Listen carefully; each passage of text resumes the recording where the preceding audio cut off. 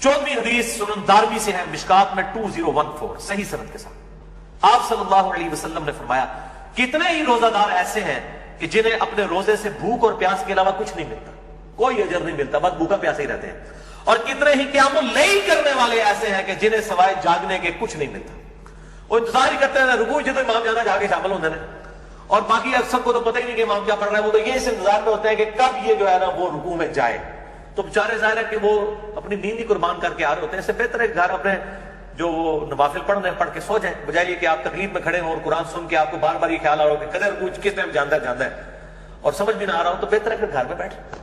کتنے ہی قیام کرنے والے ایسے ہیں کہ ان کو جاگنے کے سوا کچھ حاصل نہیں ہوتا، بالکل ایسے ہی۔ 15ویں حدیث بڑی مشہور ہے جامع ترمذی کی، مشکات میں 927۔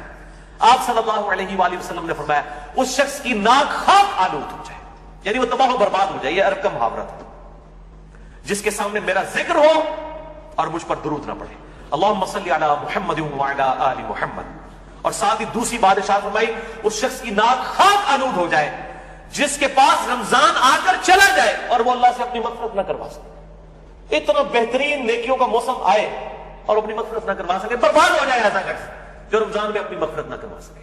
اور تیسری چیز فرمائی اس شخص کی ناک خاک آلود ہو جو اپنے ماں باپ میں سے دونوں یا کسی ایک کو بڑھاپے کی حالت میں پائے اور پھر ان کی خدمت کر کے جنت نہ کما سکے، اس کو بھی برباد ہی ہو جانا چاہیے جس کے پاس اس کے ماں باپ جنت کی شکل میں دونوں یا دونوں میں سے ایک موجود تھا کہ اس کی خدمت کرے۔ اور یہ جو الفاظ ہے نا کہ اس کی ناک خاک آلود ہو، برباد ہو جائے، جو ماں باپ کو کی خدمت کر کے جنت نہ کما سکے، یہ الفاظ صحیح مسلم میں بھی موجود ہے، صرف اتنے الفاظ، یہ حدیث مسلم میں بھی ہے، اتنے الفاظ ہیں۔ اچھا اسی حدیث کا ایک مشہور طریق ہے، وہ مشکات میں تو نہیں ہے، المستدرک للحاکم میں ہے صحیح سند کے ساتھ 7256، جس کی امام حاکم نے بھی تصحیح کی ہے، امام ذہبی نے بھی، شیخ البانی نے بھی، اور شیخ زبیر علی زئی صاحب نے بھی رحمہ اللہ اجمعین۔ بڑی مشہور حدیث ہے کہ آپ صلی اللہ علیہ وآلہ وسلم ایک دن منبر پر چڑھے، پہلی سیڑھی پر قدم رکھا تو فرمایا آمین، پھر دوسری پر رکھا فرمایا آمین، پھر تیسری پر رکھا تو فرمایا آمین۔ صحابہ نے پوچھا آج آپ نے ایسا عمل کیا جو اس سے پہلے کبھی نہیں کیا؟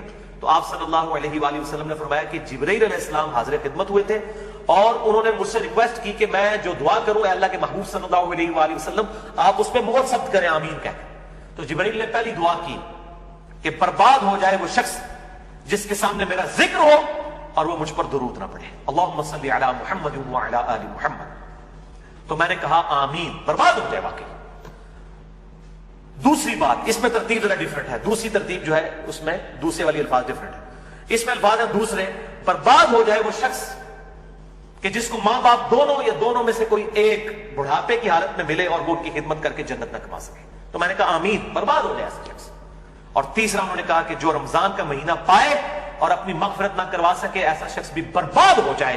تو میں محمد صلی اللہ علیہ وآلہ وسلم میں نے مہر ثبت کر دی کہ باقی وہ برباد ہو جائے، والعیاذ باللہ تعالی۔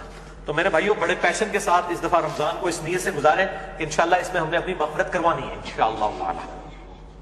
سیکنڈ لاسٹ حدیث 16ویں مسند احمد سے، المستدرک للحاکم سے، شعب الایمان امام بیہقی کی کتاب سے، اور مشکات میں اس کا نمبر ہے 1963۔ آپ صلی اللہ علیہ وآلہ وسلم نے فرمایا قیامت کے دن روزہ اور قرآن دونوں شفاعت کریں گے، اللہ کے حضور سفارش کریں گے۔ روزہ کہے گا اے میرے رب میں نے اس کو دن بھر کھانے پینے اور خواہشات نفسانی سے روکا رکھا، اے اللہ اس کے متعلق میری شفاعت قبول کر، اسے بخش دے۔ اور قرآن کہے گا اے اللہ میں نے اس کو رات کے وقت نیند سے روک کے رکھا، قیام اللیل میں یہ مجھے سنتا رہا، اے اللہ میری شفاعت اس کے حق میں قبول فرما۔ اور اس حدیث میں الفاظ ہے کہ اللہ تعالیٰ روزہ اور قرآن دونوں کی شفاعت قبول فرما لے گا الحمدللہ۔ اور صحیح مسلم میں بھی ایک حدیث ہے القرآن حجت لک او علیک، قرآن یا تیرے حق میں حجت ہے یا تیرے خلاف حجت ہے۔ اللہ تعالیٰ اس قرآن کو ہمارے حق میں حجت فرمائے آمین۔ آخری حدیث 17ویں حدیث مسند احمد سے، مشکات میں ہے اس کا نمبر 5331، یہ آخر میں نے رکھی تھی، بہت کریٹیکل ہے۔ آپ صلی اللہ علیہ وآلہ وسلم نے فرمایا جس شخص نے دکھلاوے کے لیے نماز پڑھی اس نے شرک کیا، جس نے دکھلاوے کے لیے روزہ رکھا اس نے شرک کیا، اور جس نے دکھلاوے کے لیے اللہ کی راہ میں صدقہ کیا اس نے شرک کیا، والعیاذ باللہ تعالی۔ یعنی روزہ بھی تبھی قبول ہے جب اللہ کے لیے رکھا جائے۔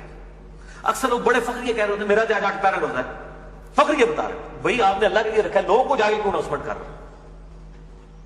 اللہ کے لیے روزہ ہونا چاہیے، اخلاص نہیں ہوگا اللہ کے لیے پروٹوکول نہیں ہوگا تو اس روزے کا کوئی فائدہ نہیں ہے.